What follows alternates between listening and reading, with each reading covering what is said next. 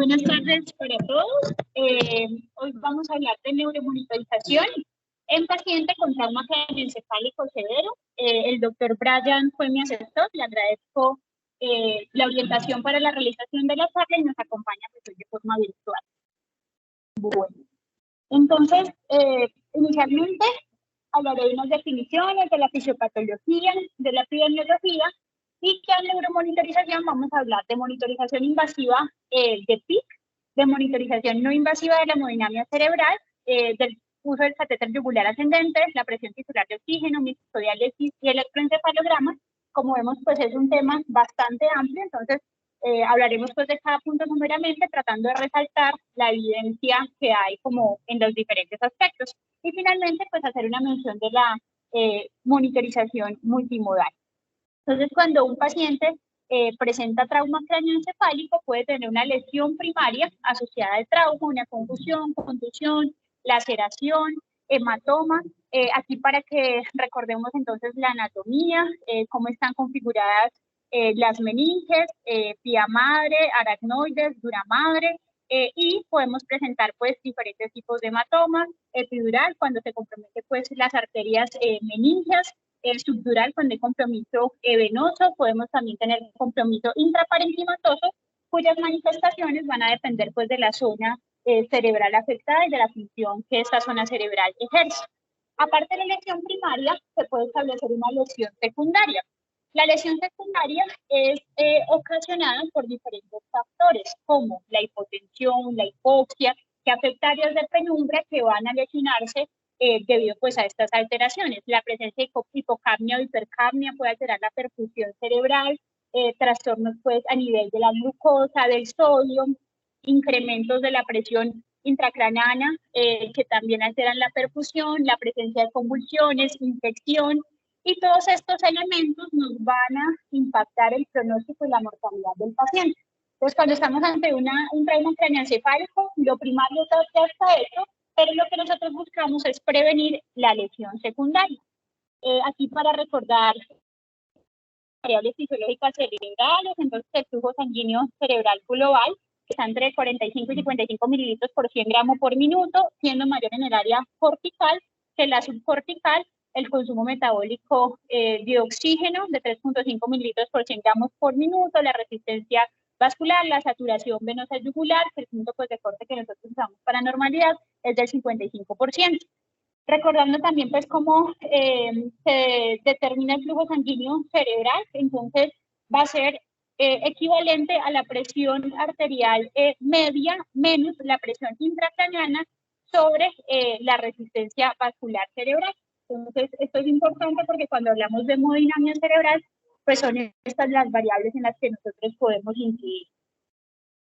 Recordemos también que el cerebro tiene una curva como de autorregulación cerebral. Este sería en un cerebro sano. Usualmente cuando la presión arterial media está entre 50 y 150, 175 milímetros de mercurio, el cerebro tiene la capacidad de regular su vasculatura para mantener el flujo de forma homogénea. Sin embargo, cuando cae de este valor o sube, ya vamos a tener una presión de perfusión muy dependiente de la presión arterial. En el paciente con trauma craneoencefálico se preserva algo de la autorregulación, sin embargo, este margen es mucho más estrecho. Y de allí la importancia de poder saber cómo está mi paciente para saber si la presión que yo le estoy administrando, por ejemplo, con presión arterial media es suficiente para lograr la perfusión o si ya está haciendo demasiado.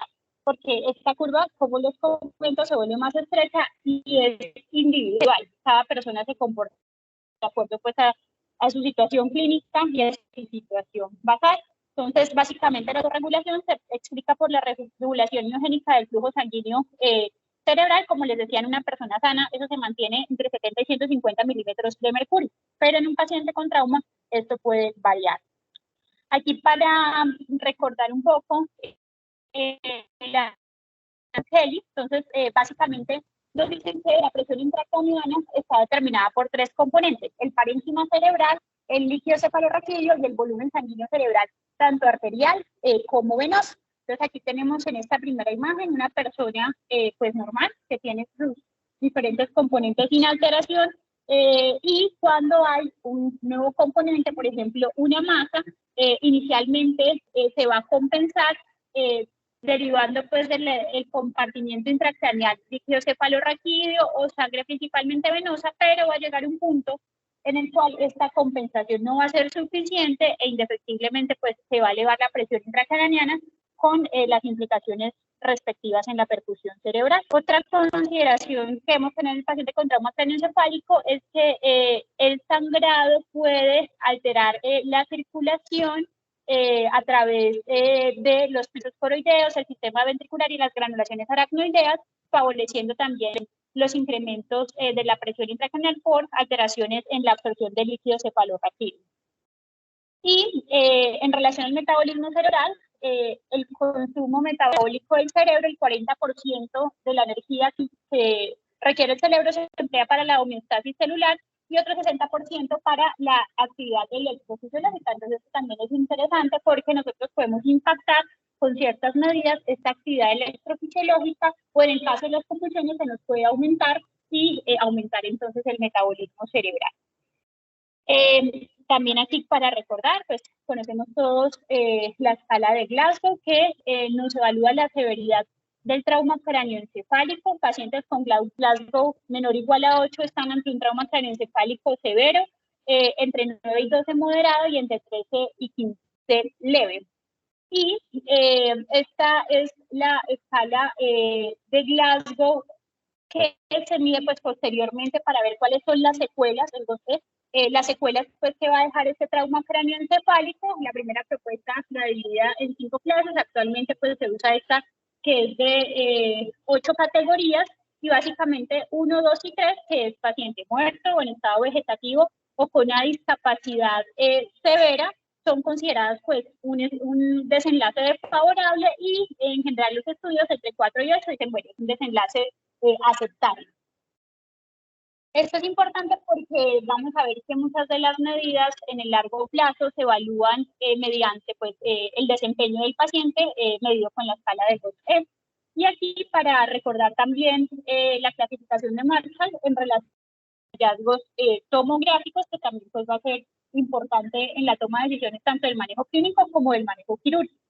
Entonces, entrando ya en la epidemiología, se dice que anualmente hay alrededor de 27 millones de casos de trauma craneoencefálico y se presentan sobre todo en población joven de países de bajos y moderados ingresos en hombres.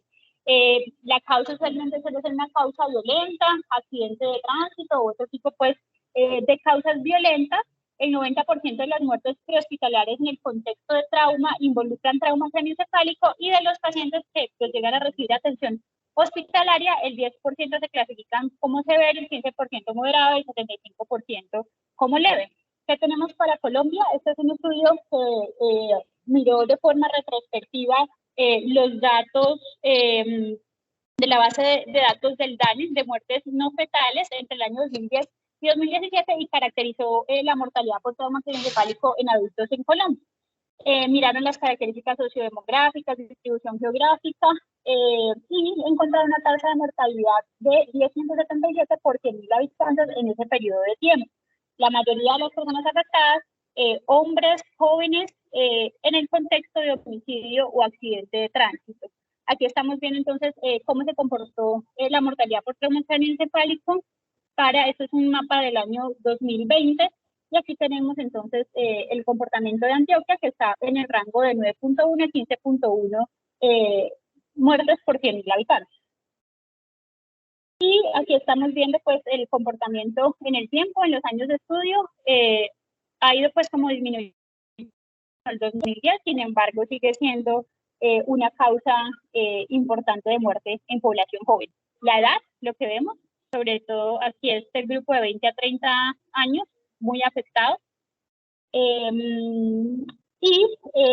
Lo que les decía, la mayoría, el 99% fue por causa violenta, 21% accidente de tránsito, 51% homicidio, 5% otro accidente, 2.5% suicidio.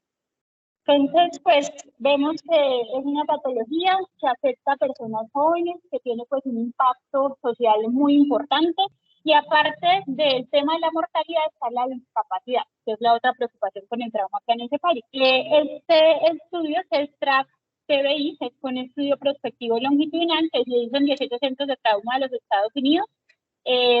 Recolectaron datos entre 2014 y 2018, involucró en total 464 pacientes con TEC moderado y severo. Ellos quisieron evaluar cómo era la funcionalidad de estos pacientes a la segunda, tercera, sexta semana y a los 12 meses tras presentar un trauma craneoencefálico. Entonces, estamos observando acá la población, pues, cómo se comportó en relación a los desenlaces medidos por la escala de GOS-E.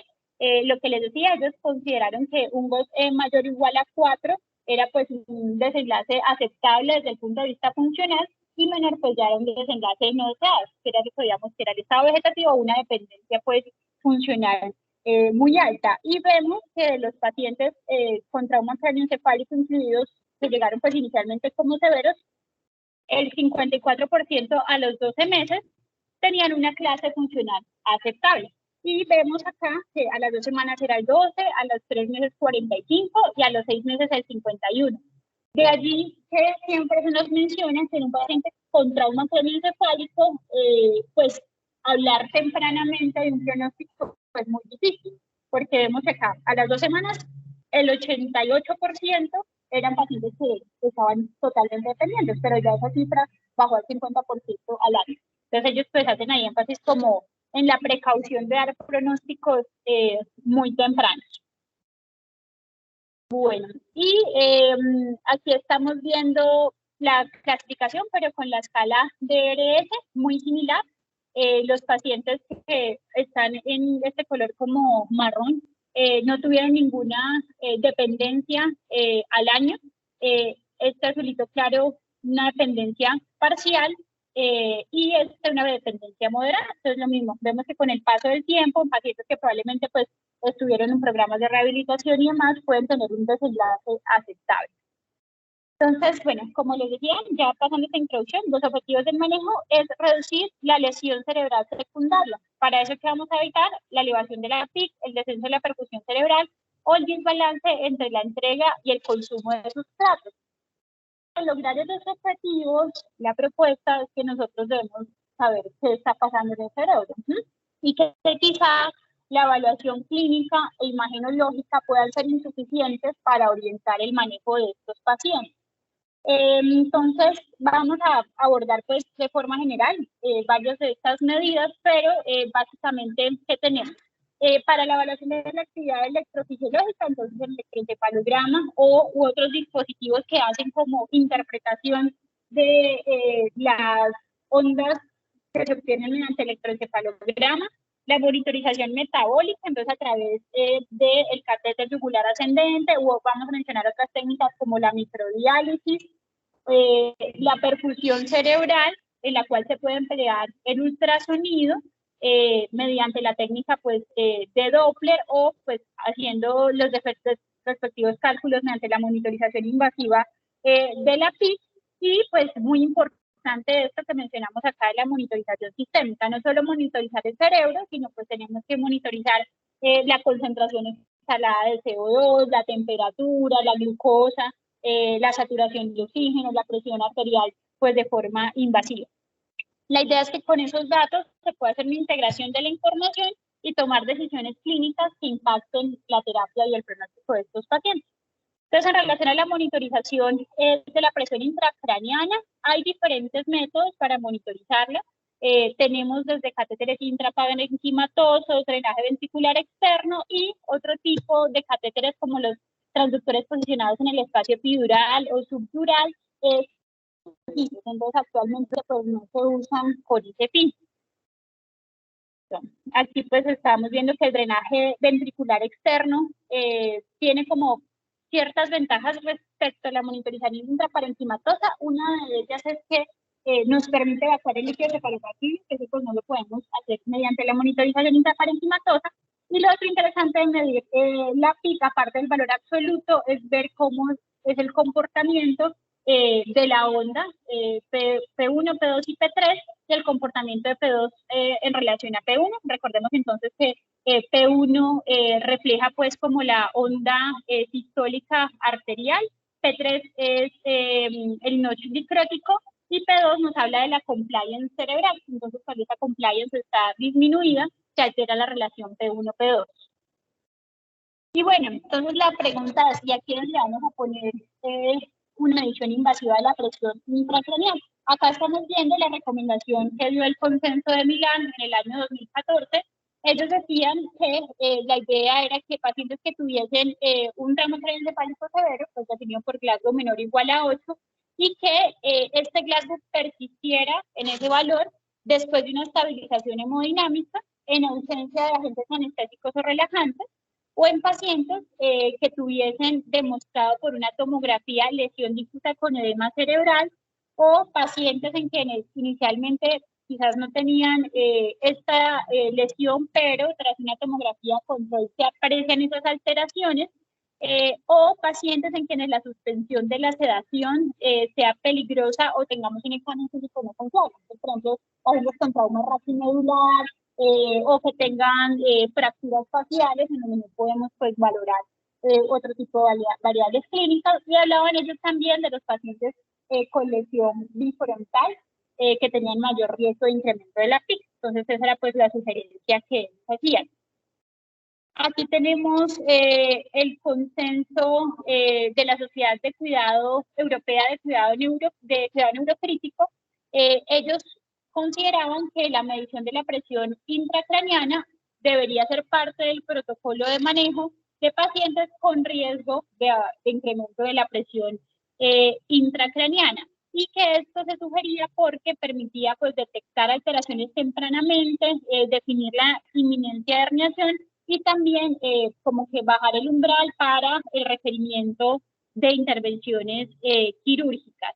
Decían que pues ambos monitores, tanto el ventricular externo como el intraparenquimatoso, pues serían una opción, y el intraparenquimatoso usualmente dejándolo cuando no se puede posicionar un intraventricular, puede ser pues por el mismo edema o pues por las razones que existan.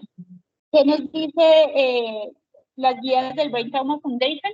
Entonces dicen que el manejo realizado a partir de los datos de monitorización puede llevar a mejores que la evaluación clínica aislada. Vamos a ver que la evidencia es controversial, pero pues ellos dan un nivel de recomendación 2B para la medición de la PIC en pacientes que tengan un Glasgow menor a 8 después de la reanimación inicial y que tengan una alteración en la tomografía, que puede ser presencia de hematomas, edemas, compresión de las cisternas. También dicen que recomiendan la medición de la PIC en pacientes con tomografía normal y que tenga dos o más de las siguientes características. Uno, que la edad sea mayor a 40 años. Otro, que tenga posturas de corticación o descerebración uniobilaterales. U otro, que la presión sistólica esté menor a 90 milímetros de mercurio, o sea, que esté con una inestabilidad hemodinámica. Bueno. Entonces ahora la pregunta es, bueno, ¿será que la medición de la PIC sí tiene algún impacto o no en los desenlaces clínicos de los pacientes? Entonces tenemos estudios, casi todos son retrospectivos, solo vamos a ver un ensayo clínico que fue el que realizaron en Bolivia y en Ecuador. Y este pues es particularmente un estudio retrospectivo que se hizo a partir de los datos del American College de Cirugía, y fueron datos analizados y recolectados entre 2009 y 2011. Miraron entonces la relación entre la monitorización de la PIC y la mortalidad. Incluye la información de 10.628 adultos con trauma craneoencefálico severo. Entonces, ellos vieron que los pacientes en los que se monitorizó la PIC tuvieron menos mortalidad, con un UR de 0.44, un intervalo de confianza entre 0.31 y 0.63, con una P estadísticamente significativa. Los pacientes que más murieron fueron pacientes que tenían trastornos de la coagulación, que en la imagen inicial tenían compresión de las cisternas, hematomas epidurales, bueno, se murieron un poco menos. E hipertensos se murieron un poco más. Y ellos, además, aparte de mirar como la mortalidad general, ellos también miraron de acuerdo al porcentaje de pacientes monitorizados en las instituciones hospitalarias. Entonces decían, El cuartil 2 eran hospitales que monitorizaban entre el 8.3 y el 16% de sus pacientes. El 3 entre el 16 y el 26% de sus pacientes, y el 4 más del 26% de sus pacientes. Y se vio que los pacientes que más monitorizaban a los pacientes con TEC severo eran los que menor mortalidad asociada a la monitorización de la PIC tenían. Probablemente por mayor experiencia de pronto en el manejo o pues eso ya es como inferencia, pero pues sí llamó la atención ese desenlace. Aquí tenemos el estudio SINAP UCI. Este estudio fue una cohorte prospectiva que buscó mirar la asociación también entre la monitorización de la PIC y desenlaces a largo plazo en mortalidad y el GOSE a 6 meses. Incluyó la información de 146 UCIs de 42 países. Se incluyeron pacientes con TEC, con hemorragia intraparenquimatosa y con hemorragia subaracnoidea. Los pacientes con TEC fueron 1.287. Bueno, y aquí entonces estamos observando cuáles eran las características de los pacientes en ambos grupos al ingreso. Vemos que en el grupo en el que se monitorizó la PIC, el 70% tenía sus pupilas reactivas, el 13% al ingreso, el 13% tenía una sola reactiva, el 18% tenía ambas no reactivas.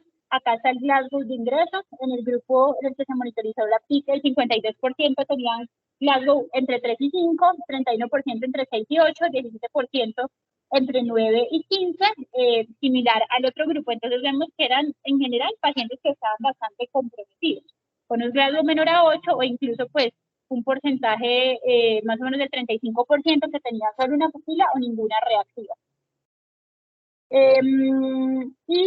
Aquí estamos viendo el lugar en donde se puso pues como el catéter, se ponía en la UCI o en urgencias, quién lo puso. Entonces vemos que la mayoría fueron por el neurocirujano, un 2% por los neurointensivistas.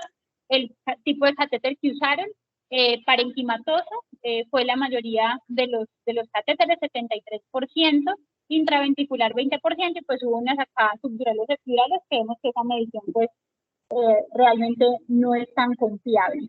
La infección asociada al catéter fue del 2%, pues es una tasa baja. Otras series reportan 15%, que pues es una de las cosas más temidas con la monitorización invasiva. Y estamos viendo entonces acá la mortalidad a 6 meses y vemos cómo la colocación del catéter disminuyó o se asoció con menos mortalidad, con un OR de 0.35 y un intervalo de 0.26 a 0.47. Asimismo, los desenlaces desfavorables fueron menores en el grupo que tuvo monitorización, con un OR de 0.38. Y fue algo que se observó incluso en el grupo que solo tenía una pupila reactiva. Entonces, pues es unos desenlaces llamativos. Aquí estamos viendo, este es el estudio, sí, este es el estudio entonces que se realizó en Bolivia y Ecuador. En este estudio fue un ensayo clínico multicéntrico. Realmente cuando uno mira la monitorización de la PIC, casi todos son estudios retrospectivos, observacionales. Este es pues el único que uno encuentra como ensayo clínico. Se realizó en el año 2012. Incluyó 324 pacientes mayores de 13 años que habían presentado trauma craneoencefálico severo. Ellos midieron la PIC intraparenquimatosa y se fijaron como objetivo mantener una PIC menor a 20 milímetros de mercurio versus evaluarlos con examen físico más tomografía. La tomografía se tomaba a la llegada, a las 48 horas, al quinto, y la tercera entre el quinto y el séptimo día. Y evaluaron la sobrevida, el estado funcional a 3 y a 6 meses. Aquí vemos entonces las características, la edad promedio de los pacientes de 9 años, el 80% eran hombres. Vemos acá la clasificación de Marshall para los hallazgos pues, en la tomografía. Y resulta que en este estudio no se observó diferencia en el GOSE y en la mortalidad y en un desenlace compuesto primario que los incluía entre monitorizar la PIC o hacer una evaluación con examen físico y tomografía.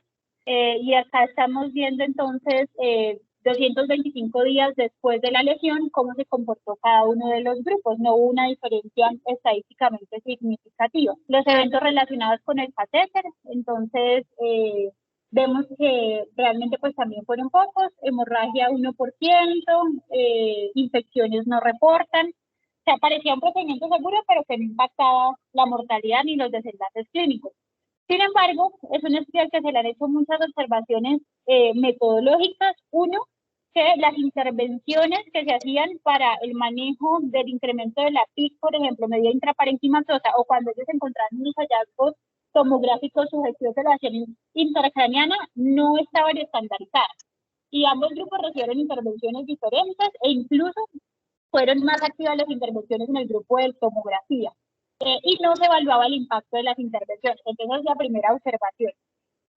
La segunda es que este grupo tenía poca experiencia en el uso de la PIC intraparenquimatosa. De hecho, era la primera vez que la introducían en su medio. La tercera es que habían como deficiencias en la atención prehospitalaria de estos pacientes y limitaciones para la rehabilitación post-trauma.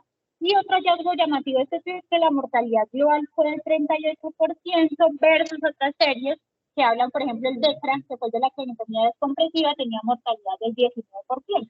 Entonces a uno le genera pues mucha duda en relación a cómo estaban estandarizados allá los procesos y si realmente este estudio es suficiente para decir no vamos a colocar catéteres para monitorización invasiva y vamos a hacer solo tomografías, que una tendencia que se observó en el mundo después de la publicación de esa experiencia. Sí, hay muchos lugares. Exacto.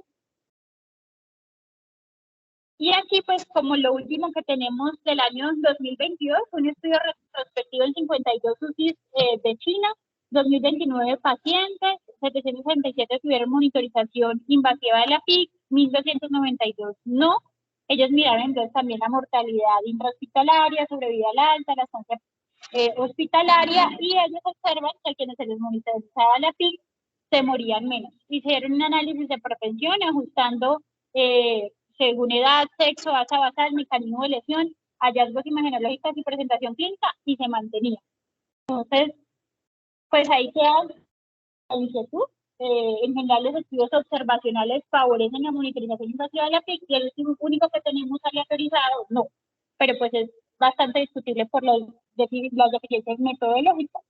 En relación a los objetivos de presión mantener, estas son pues como las metas que nos sugiere el Brain Trauma Foundation. Los autores hablan de tener una PIC objetivo, algunos dicen menor a 20, otros menor a 25. Acá nos hablan de iniciar medidas para tratar la elevación de la PIC cuando esté por encima de 22. Y la otra pregunta que uno se hace con esto es, bueno, si colocamos un catéter intraparenquimatoso, ¿qué riesgo de lesión tenemos con la colocación del catéter? Entonces, para recordar, usualmente esos catéteres se colocan en el área frontal del hemisferio no dominante, en la mayoría de los humanos es el derecho, 10 centímetros del norte, 2 centímetros lateral, como nos enseñaron en el curso. Y entonces, se supone que aquí la probabilidad de generar daño pues es menor. Entonces, este es un estudio donde siguieron a 19 pacientes con resonancia magnética en que les usó un dispositivo intraparenquimatoso.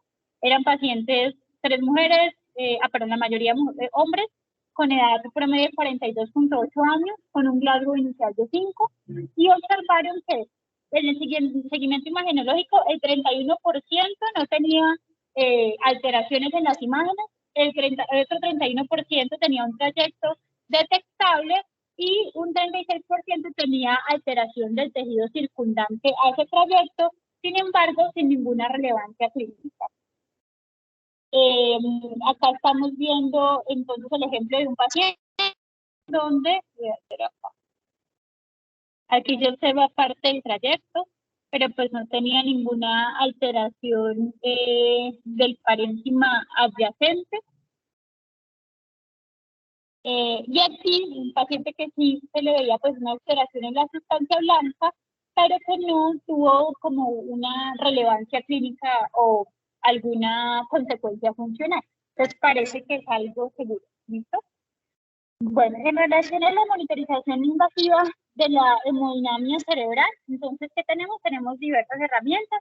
Está la pupilometría, hay diferentes dispositivos, el Neurolight y el NeuroOptics NPI, y qué es lo que evalúa el tamaño pupilar, la simetría, los cambios en la concepción con la estimulación de la luz, la latencia para ese cambio, la velocidad de la constricción y la velocidad de la dilatación. ¿Por qué se buscó estandarizar? Porque se veía que había una gran variación interobservadora, hasta el 40% en relación al tamaño pupilar, a la reactividad, y que nos fiábamos mucho de algo que no es muy preciso. Aquí estamos viendo cómo se utiliza el pupilómetro. Y pues lo que les decía, mira el tamaño pupilar, si hay o no anisocoria, la forma, la velocidad de constricción, el porcentaje de constricción. En relación a los valores normales, estos son pues como los valores de normalidad propuestos. Y muy importante, o algo que se evalúa mucho en los estudios, es el NPI, o el índice neurológico pupilar, cuyo valor de normalidad es mayor o igual a 3. Este es un estudio de cohorte prospectiva que buscó mirar la relación entre el NPI y la presión intracraneana en pacientes con trauma cráneoencefálico. Entonces fueron 54 pacientes que tenían un Glasgow menor a 9, los que se usó el NPI 200 cada 6 horas, y pues que tenían monitorización también invasiva de la PIC. Entonces era como para mirar cuál era la correlación. De los pacientes que ellos tuvieron, 22 no tenían hipertensión intracraneana, 15 tenían hipertensión intracraneana no refractaria y 17 hipertensión intracraneana refractaria. Estas son las características, pacientes en promedio de 54 años, que tenían lesiones casi todos focales, el 74%. Y aquí estamos viendo entonces cómo se comportaba el NPI y la presión intracraneana. Aquí vemos el punto de corte de 3 para el NPI y aquí el punto de corte de 20 para presión intracraneana. Entonces vemos que cuando la presión empieza a subirse por encima de 20, el NPI cae. Entonces hay una correlación pues interesante que puede ser de utilidad. Y acá en el caso de un paciente que tenía la presión elevada, se le hace osmoterapia y vemos cómo baja la presión intracraneana y también el NPI pues empieza a aumentar nuevamente. Aquí estamos viendo cuáles fueron los desenlaces en GOS según si tenía el NPI normal o anormal, y vemos que en general pues los pacientes con un NPI normal tenían mejores desenlaces funcionales. Entonces, bueno, hablamos de la pupilometría, ahora vamos a mencionar la ultrasonografía cerebral. La ultrasonografía cerebral tiene múltiples objetivos de uso. No es solo pues mirar la arteria cerebral media y pues sus velocidades e índice de pulsatividad, que pues es muy importante, sino que también nos permite observar en dónde está la línea media, si hay de pronto colecciones. Tenemos diversas ventanas, vemos acá que pues también nos puede servir para evaluar el nervio óptico, que es otra de las cosas llamativas. Aquí estamos observando una ventana entre el trago y aquí el vértice externo del ojo, que nos permite identificar entonces la línea media, y a partir de las velocidades del flujo de la arteria cerebral media, se puede estimar cuál es la presión de perfusión cerebral mediante esta fórmula. Aquí estamos viendo entonces el polígono de Willis con Doppler color. La vaina del nervio óptico, que es otra de las cosas que podemos evaluar, que se mide a 3 milímetros del borde ocular, y que pues es muy importante tener en cuenta cuál es la dirección de la arteria de la retina para hacer pues una medición apropiada. Bueno, entonces cuando se comparan estas medidas no invasivas con las medidas invasivas que se encuentran. Este fue un estudio prospectivo unicéntrico del Hospital General de Vancouver. Fueron 11 pacientes los que ellos miraron cómo está la presión intracraneana monitorizada de forma invasiva, ¿Y cómo se correlacionaba esto con el diámetro de la vaina del nervio óptico, con Doppler transcranial y con presión venosa en el bulbo yugular? Acá están las características de los pacientes. Bueno, importante mencionar que estos no eran pacientes con TEC, sino que eran pacientes en estado post-reanimación. Acá están las características de cada uno, por ahorcamiento, hemorragia, hipoxemia, anafilaxia, intoxicación con opioides. Y estamos acá viendo cómo fue el comportamiento de la presión intracraniana con la vaina del nervio óptico, con la presión del bulbo yugular y con el flujo en la arteria cerebral media. ¿Qué encontraron ellos? Que cuando la vaina del nervio óptico estaba por encima de 5.95 milímetros, se correlacionaba con un aumento de la presión intracraniana por encima de 20 milímetros de mercurio, con un área bajo la curva de 0.96. En el caso de la presión del bulbo de la yugular, fue la que pues, menos área bajo la curva obtuvo, de 0.75. Las medidas de la presión intracraniana determinadas a partir del flujo en la arteria cerebral media tuvieron pues un área bajo la curva de 0.91. Entonces, pues son herramientas también interesantes. El gold estándar sigue siendo la monitoría invasiva, pero en los contextos en el que no la tengamos, bueno, o sea, el tiempo de respuesta demore un poco, podemos emplear estos métodos no invasivos.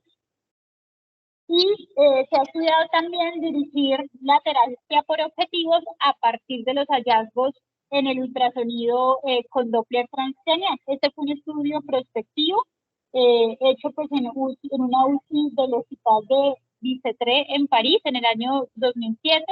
Incluyeron 24 pacientes. Ellos entonces eran pacientes con trauma craneoencefálico severo, hacían mediciones a la admisión y eso era el tiempo cero. Y cuando ya les colocaban la monitorización invasiva, que en promedio fueron 8 horas entre que llegaron y ya tuvieron la medición invasiva de la PIC, les volvían a mirar cómo estaba entonces el Doppler transcranial. Consideraron que una velocidad media de la arteria cerebral media menor a 30 centímetros por segundo, una diastólica menor a 20 centímetros por segundo o un índice de pulsatividad mayor a 1.4 eran anormales. Aquí estamos viendo las características de los pacientes. Aquí están divididos por si su Doppler transcranial inicial fue anormal o fue normal. En promedio eran pacientes, en el caso del Doppler anormal, que llegaron con un Glasgow de 5, en el Doppler normal un Glasgow de 7. Y aquí estamos viendo entonces cómo fueron los hallazgos de las velocidades en el tiempo 0 y en el tiempo 1 cuando ya les pudieron medir la PIC. Entonces, en los del Doppler anormal tenían pues alteraciones tanto en el índice de pulsatividad o la velocidad diastólica o la velocidad media.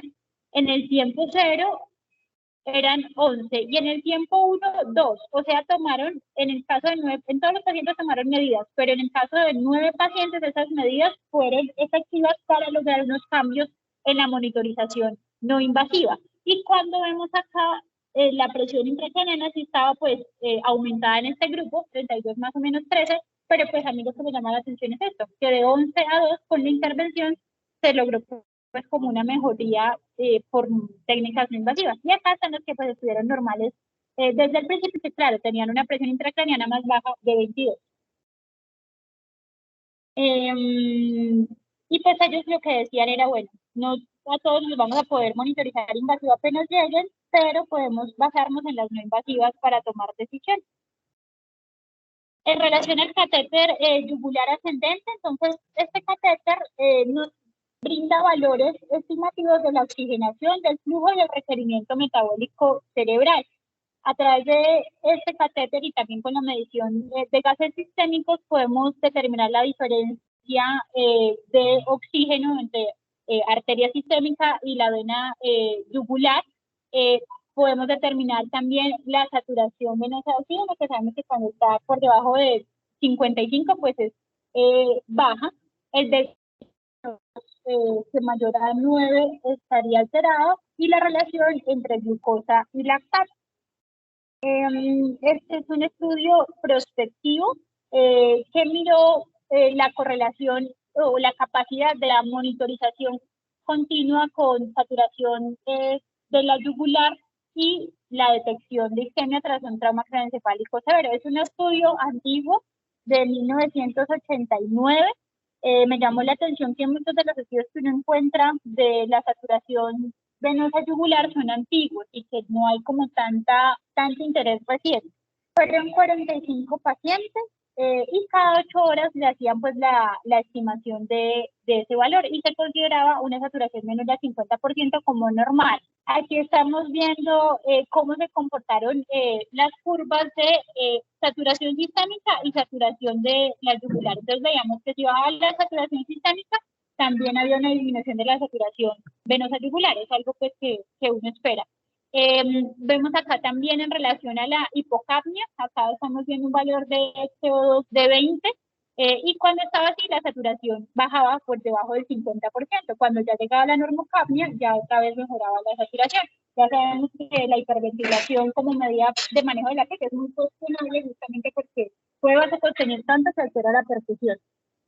Aquí estamos viendo el comportamiento con el descenso de la presión arterial media, también descendía la saturación venosa yugular y con cambios en la presión de perfusión cerebral. Entonces, pues es interesante porque es un parámetro que de forma real y casi inmediata nos está hablando de cómo se está comportando la oxigenación cerebral. ¿Y qué pasa entonces si encontramos una disminución de la saturación venosa yugular?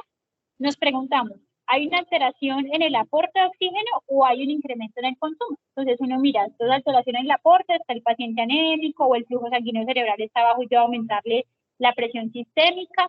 ¿O está por una hipoxemia también pues sistémica? ¿O la demanda está incrementada como en pacientes con dolor, con fiebre, convulsiones, agitación? Y todas son cosas que pues uno puede intervenir. En relación a la monitorización de la oxigenación tisular, entonces se ha hablado que una presión tisular de oxígeno por debajo de 20 milímetros de mercurio impacta en los desenlaces de desempeño medidos por la escala GOS-E a largo plazo y que además, si eso se mantiene en más del 20% de las mediciones, el impacto es mayor. Cuando los pacientes duran menos tiempo hipóxicos, el impacto pues va a ser menor. Este es el estudio VOS-2, es un estudio fase 2 en el que se emplea pues un método para monitorizar la saturación tisular de oxígeno, la presión, perdón, tisular de oxígeno. Se hizo en los Estados Unidos y ellos básicamente entonces aleatorizaron los grupos. En el grupo en donde se hizo la monitorización invasiva fue con PIC más la presión de oxígeno fueron 57 y solo PIC fueron 62. Ellos consideraban que la presión tisular de oxígeno estaba normal cuando era menor a 20 y la presión intracraniana normal cuando era mayor a 20, y pues hacían las intervenciones pertinentes, dejaban el dispositivo hasta 5 días, pero si tenía 48 horas con valores normales, pues ya lo retiraban. Y miraron los desenlaces en la escala de Glasgow extendida a los 6 meses. Aquí están las características de los pacientes y acá ellos establecían también como unas intervenciones de acuerdo a los hallazgos y clasificaban entonces si un paciente tenía una PIC mayor a 20 y una presión de oxígeno mayor a 20, ¿qué medidas hacer para bajarle la PIC? Entonces póngale la cabeza pues de forma adecuada, asegúrese que la temperatura esté menor a 38 grados, si tiene el catéter pues externo, drene líquido cefalorraquídeo, póngale manitol o solución salina hipertónica. Definían un grupo que tenía entonces la PIC menor a 20 y la saturación y la presión de oxígeno menor a 20, entonces pues las medidas también que podrían emplear, o el grupo con una PIC mayor a 20 y una presión de oxígeno menor a 20, estandarizaron un protocolo. Paso 1, si persistían las situaciones, entonces paso 2, paso 3, y miraron qué tan plausible era la realización, qué tan factible y segura era la realización de este protocolo. Ese fue el objetivo del PAP 2, evaluar seguridad y factibilidad. Y encontraron factible, y además en este grupo encontraron que los desenlaces GOS a 6 meses en el grupo que se le midió la presión más la PIC, fueron mejores. Recordemos que por encima de 3 pues es como aceptable y por debajo no aceptable, que en quienes solo se les midió la PIC. Sin embargo, no logró la significancia estadística por el tamaño muestral. Por esa razón están haciendo el BOST-3, que amplía la muestra, que está pendiente de publicarse. Hay también un estudio en curso en Nueva Zelanda y Australia, que es el Bonanza, también evaluando pues como la estandarización del cuidado según la presión tisular de oxígeno, y está el Oxy-TC. Entonces, pues estamos ahí como pendientes de qué nos muestran. La monitorización metabólica tisular se han estudiado diferentes parámetros. Este es un estudio que buscó mirar cómo se relacionaba el pH cerebral con los desenlaces clínicos. 38 pacientes en total con catéteres intraparenquimatosos, y acá estamos viendo los que sobrevivieron y los que no sobrevivieron según el pH cerebral. Y vemos que los no sobrevivientes, que son los más claritos, la mayoría se ubicaban en un pH por debajo de 7 y los sobrevivientes por encima de 7. Tenemos la microdiálisis cerebral, que se usa sobre todo en modelos experimentales. Su uso pues ya en la clínica no está tan generalizado y nos permite medir otras cosas como son glucosa, piruvato, el lactato, la relación entre lactato, piruvato, glutamato, y esto basado en la idea que pues las alteraciones metabólicas inflamatorias se pueden medir con estos marcadores. Esta es una cohorte prospectiva que incluyó 223 pacientes que se les monitorizó con PIC y microdiálisis por 2 a 7 días y miraron relacionar los marcadores bioquímicos con los desenlaces neurológicos. Entonces, se observó que habían los que murieron unos niveles más elevados de glicerol, de lactato y una relación lactato-piruvato alterado. Los puntos de corte sugeridos para esto es una relación lactato-piruvato se considera normal como menor a 25, crítica mayor a 40. Y bueno, aquí encontramos otros valores, pero pues llamativo esta que fue la que, de la microdiálisis, la que ha tenido mayor valor predictivo. Y por último, pues mencionar el electroencefalograma. Alrededor del 20-40% de los pacientes con trauma craneoencefálico severo pueden presentar crisis postraumática. La mayoría de estas crisis no son convulsivas y favorecen la lesión secundaria. Entonces, aquí pues lo que uno dice, si no los monitorizamos, no sabemos qué están, y entonces puede generarle daño al paciente porque tampoco los tratamos.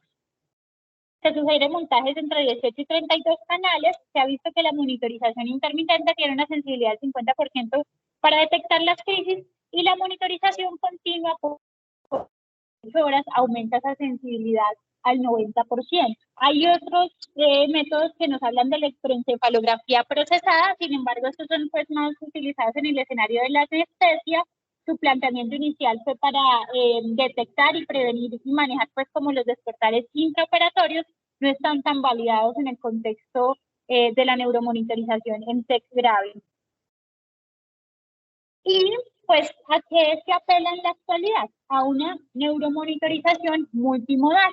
Entonces, básicamente, una neuromonitorización dirigida a detectar aumentos de la presión intracraneana, que puede ser invasiva, ya la vimos, con catéter intraparenquimatoso ventricular, o no invasiva, con las medidas que nos da la pupiliometría, la vaina del nervio óptico, el flujo en las arterias cerebrales, y otras medidas que tiendan a mirar cómo está la oxigenación cerebral. Ya el tema de la microdiálisis, como les digo, todavía no está tan sustentado por la evidencia y generalizado, pero pues en el mundo dice, bueno, aunque sea, miremos estas dos cosas. Y en relación a la oxigenación cerebral, podemos mirarla entonces por saturación en la yugular, podemos mirarla mediante estos catéteres que miden la presión tisular, o pues incluso acá en este algoritmo se coloca el NIR, que es la espectrometría infrarroja, que va acá en el área frontal, el cual pues tendría la limitación que solo nos habla como de esta parte del cerebro.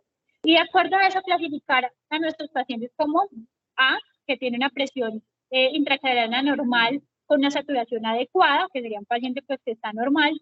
B, un paciente que tiene elevada la presión intracraniana, pero que no ha comprometido la saturación, puede ser, por ejemplo, una hidrocefalia temprana o unas elevaciones de la PIC por unas situaciones que no sean como tal de el cerebro, por ejemplo, asociadas a sincronías ventilatorias, aumento de la presencia abdominal, o que simplemente la cabeza pues esté rotada. Bueno, un grupo C, que sería una PIC normal con una oxigenación caída, o un grupo D, que es el que más nos alarma, que tiene la PIC alterada y además también tiene los parámetros de oxigenación alterada.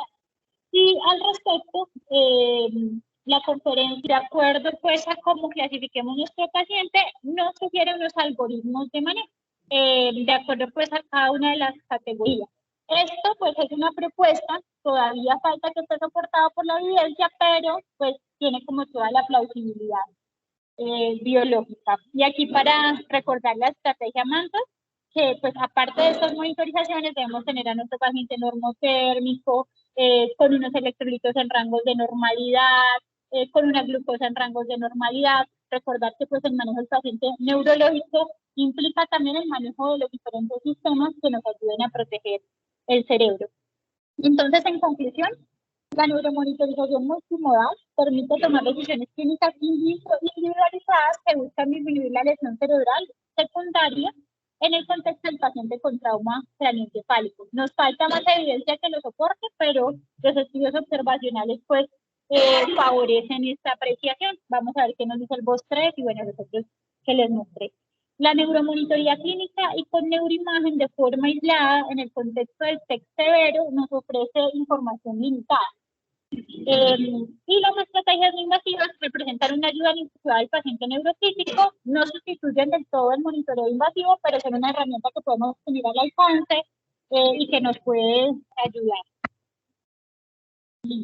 Gracias por su atención. Quedamos atentos entonces a los comentarios. No sé si de pronto el doctor Brian quisiera intervenir. El doctor Fermín también que está conectado. Sí, doctor Brian, adelante. Hola, muy buenas tardes.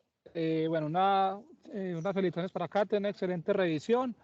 Espero que no sean aburridos, ¿cierto? Pues es un tema bastante extenso, bastante ambicioso para revisarlo pues en una sola charla, ¿cierto? Es lo que yo le hablo pues a los residentes de los fellow cuando están pues conmigo en cualquiera de los dos lados. Que hay que empezar como a tener conciencia, ¿cierto? Que de pronto, ¿cierto? Pues algún estudio o unas tendencias en los últimos años era a no hacer nada, ¿cierto? Como dejar los pacientes en un manejo expectante y con radioterapia, y es lo que vemos en el día a día, que después del tercer o quinto día se empiezan a despertar y no tienen ningún cambio, y nos preguntamos pues qué pudo haber pasado, qué pudo haber cambiado o qué hicimos mal, ¿cierto? Y la evidencia nos lo demuestra, son muchos estudios, los últimos, pues el TRACK TBI, el SYNAPSE ICU, el registro chino, ¿cierto? Incluso sobre todo el SYNAPSE, que es un estudio prospectivo, ¿cierto? Que Kate lo mencionó pues ahí como prospectivo, pero es un estudio prospectivo. Estos tres grupos, el grupo de los italianos y el grupo de los de Inglaterra, la Universidad de Pittsburgh, vienen trabajando muchísimo en los últimos 10 años fuerte. Incluso se está pegando un grupo latinoamericano, que es el grupo del doctor Godoy en el italiano en Argentina, que nos viene mostrando con esta última publicación que mostraste, Kate, en las últimas 4 diapositivas, que nos hablan de síndrome compartimental. Esto nos quiere decir que debemos cambiar nuestra manera de pensar, debemos individualizar el tratamiento de este tipo de pacientes, y que si lo hacemos bien y monitorizamos al paciente, los desenlaces van a ser satisfactorios. ¿Cuál es el problema? Es que nosotros solamente vemos la primera o la segunda semana.